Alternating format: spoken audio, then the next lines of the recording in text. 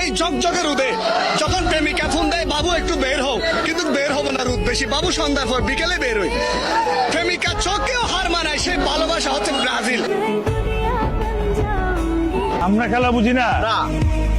এইবার মেসির শেষ বিশ্বকাপ, এইবার কাপ মেসির কাছেই যাবে। হ্যাঁ, দুনিয়া উল্টায় যাবে, কিন্তু এবার আর্জেন্টিনার বিশ্বকাপ মিস যাবে না। রোনালদোর সব থেকে বড় সমস্যা, পর্তুগালে বাপদাদার কোনো অর্জন নেই, যা আছে সব রোনালদোর অর্জন।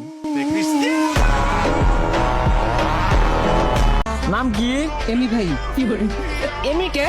ওই যে বলছে জাম্বুর লাঞ্চি মেরা দড়ি এলিগা। ও আচ্ছা আচ্ছা, তুমি আর্জেন্টিনার গোলকিপারের ভক্ত? হ্যালো গাইস, কেমন আছেন সবাই? আশা করছি প্রত্যেকেই ভালো আছেন। গাইস, নতুন ভিডিওতে আপনাদের সকলকেই স্বাগত জানাচ্ছি। আজকের এই ভিডিওতে আপনারা দেখবেন 2026 ফিফা বিশ্বকাপ নিয়ে ব্রাজিল আর্জেন্টিনা সাপোর্টারদের রাতারাতি সোশ্যাল মিডিয়ায় ভাইরাল হওয়া বেশ কিছু মারাত্মক ডায়লগ। আজকে পারলে ওনাদেরকে মেসিকে বাদ দিয়ে আসতে বলেন, খেলতে দেখাতে বলেন, ওনারা কতটুকু পারে বলতে বলেন। আমরা নেইমারকে ছাড়া খেলছি, ওনাদের লজ্জা করা উচিত। অবশেষে সাকিব আল হাসানও পোল্টি মারলেন।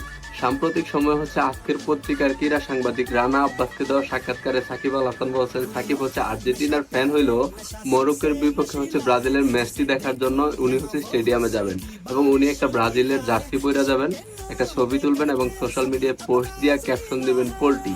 সাকিবকে আসলেই পোল্টি দিবেন নাকি হচ্ছে দেশের শত শত পোল্টিবাজ বা হচ্ছে কোনো একজনের উদ্দেশ্যে সাকিব এই পোস্টটি দিবেন বা এই কথাটা শেয়ার করলেন? খেলা কেমন এনজয় করলেন? ভালো এনজয় করলেন।